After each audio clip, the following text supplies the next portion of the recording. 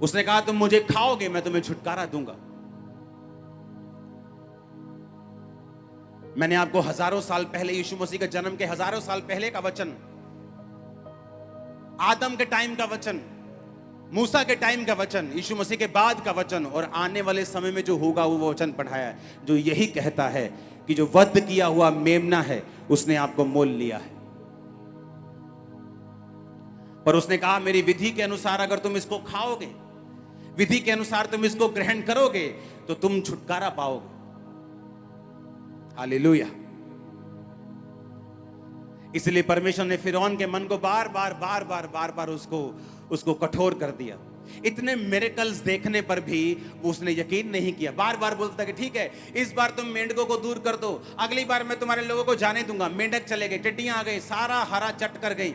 अब इस बार तुम टिड्डियों को दूर करो, मैं तुम्हारे लोगों को भेज दूंगा। टिड्डियां भेज दी, अब नहीं जाने दूंगा। अब ओले बरस रहे हैं, ओलों के साथ आग बरस रही, पशु मर गए, सारे मर गए। अब ओले दूर हो जाएं, मैं तुमको जाने दूंगा। फिर नहीं जाने दिया। अंधेरा हो गया तो टोलने पर भी एक दूसरे को नहीं पाते थे, और सामने जहां इजरायली रहते थे वहां उजाला था। परमेश्वर ने इतने मिरेकल्स इसलिए किए कि जब लोगों को यह मालूम होगा कि उनके छुटकारे का टाइम निकट आ गया है, और परमेश्वर ने कहा मैं उनको बोलूंगा कि अब तुम इस मेमने को खाना, और उस मेमने के खाने की विधि यह है कि उसके ब्लड को लेकर अपने घर के बाहर लगाना।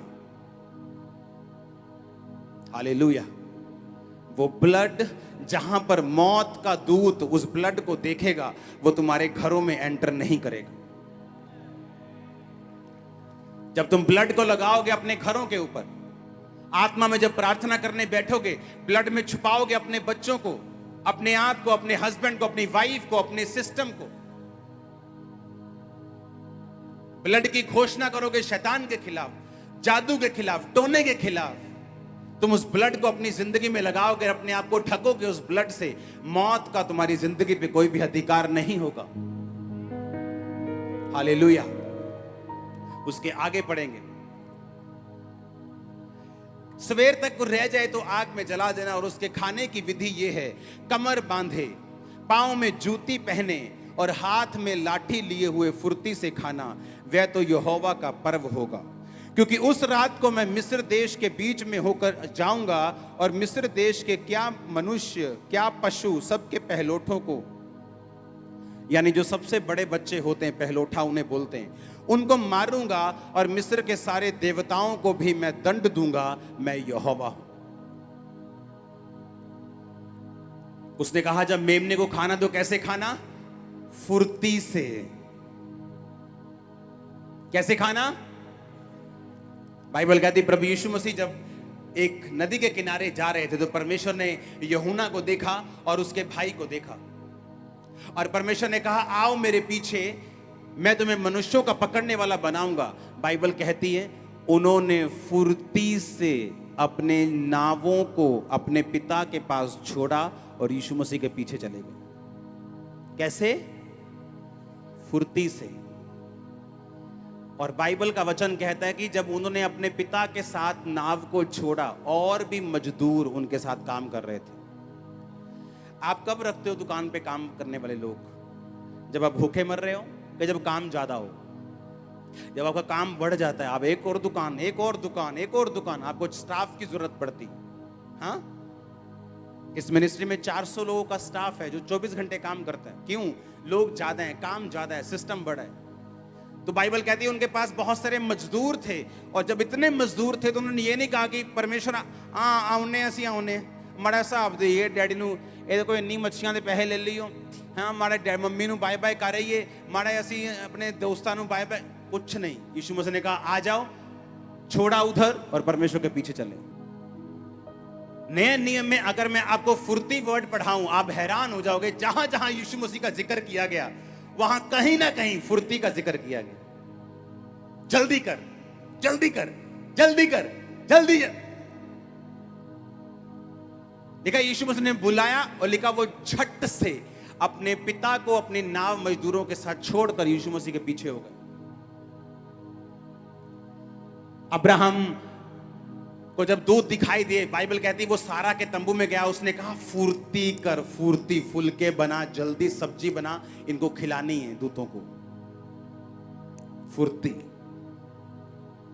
एक नॉनसेंस व्यक्ति जिसको कोई सेंस नहीं, वो हमेशा ढीली बातें करेगा, उसका काम भी ढीला, उसकी बातें भी ढीली, स्पिरिचुअल लाइफ भी ढीली, सब कुछ ढीला, खत्म, फिनिश।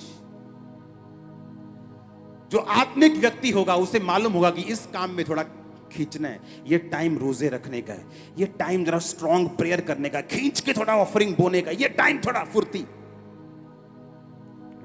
कहता फुर्ती से जब तुम मेमने को खाना, आलस मत बरतना, इसे फुर्ती से खाना, ढिलाई मत बरतना, फुर्ती करना, डिसीजन लेने में देर मत लगाना, खुदा के लिए कुछ करने में देर मत लगाना, सोचना मत बार बार, और फुर्ती करना, पाप छोड़ने में फुर्ती करना, परमेश्वर के साथ मेल मिलाप करने में फुर्ती लेना, बपतिस्मा लेने में फुर्ती करना, झट से बपतिस्मा लेना, झट से तौबा कर लेना, झट से फुर्ती से खाना। तुम मेमने को अगर ढीले ढाले खाओगे तो तुम्हारा छुटकारा देरी से होगा, मिस कर दोगे तुम छुटकारे को, और अगर तुम मिस कर दोगे तो परमेश्वर को कोई दुख नहीं है, क्योंकि 380 390 करोड़ उस छुटकारे का आज आनंद ले रहे हैं। अगर एक उसमें कम हो जाएगा तो उसी एक का नुकसान है, परमेश्वर का कोई नुकसान नहीं। जब तुम मेमने को खाना तो उसने क्या कहा, खाने की विधि है कमर बांधे हुए खाना। मसीह में हमारी कमर कौन सी है? अपनी अपनी कहता बुद्धि की क्या कस लो, कमर कस लो। और अगर आपने सुना और फॉलो किया, आप खुद आओगे रिजल्ट लेके, वहां खड़े होंगे आप टेस्टिमनी के लिए। आज मुझे ये वचन प्रैक्टिकली मालूम नहीं था, आज से 17-18 साल पहले, लेकिन जब भी बपतिस्मे का जिक्र होता था हम अपने लोगों से पूछते थे, आप मुझे कब बपतिस्मा दोगे? तब आज की तरह नहीं होता था। बपतिस्मे देने के लिए 2 महीने की वेटिंग चल रही, 1.5 महीना वेटिंग चल रही। 1.5 महीने में 30, 35, 40 लोग इकट्ठा होंगे तो उनको खेतों में ले जाकर ट्यूबवेल की मोटर ऑन करके वहां बपतिस्मे दे के आते थे। तो पहले लोग इकट्ठा होते थे, 30-35 हो जाएं, और फिर बपतिस्मा सर्विस होती थी, बताया जाता कि इस दिन बपतिस्मे होंगे, और सब लोग बपतिस्मा लेने के लिए जाते थे।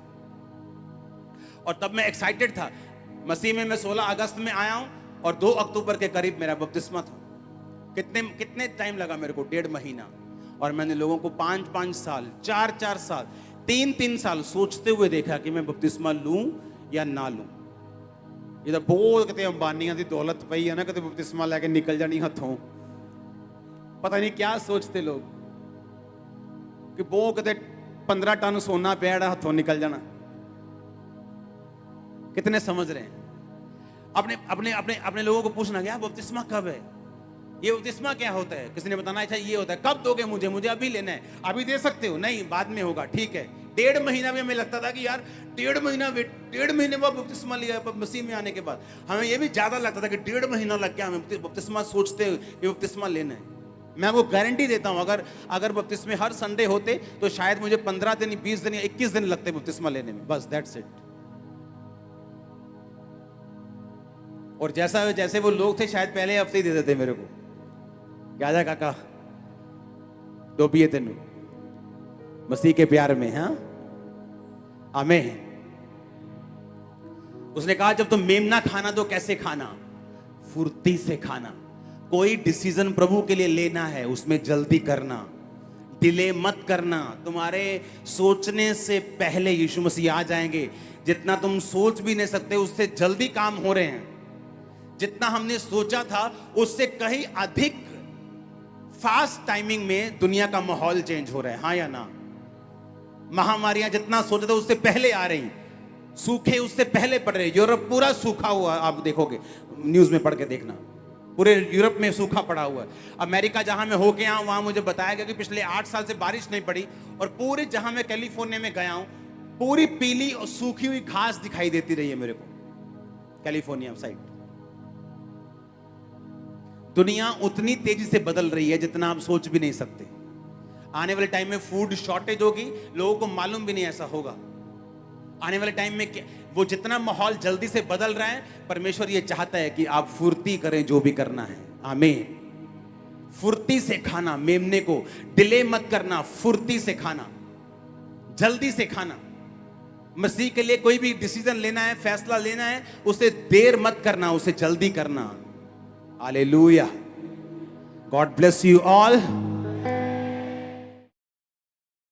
यीशु मसीह के नाम से खुदा बाप, जो भाई बहन इन वचनों को सुन रहे हैं, जो पढ़ रहे हैं पिता परमेश्वर, यीशु मसीह के सामर्थ्य नाम में उन्हें ब्लेस करता हूँ पिता।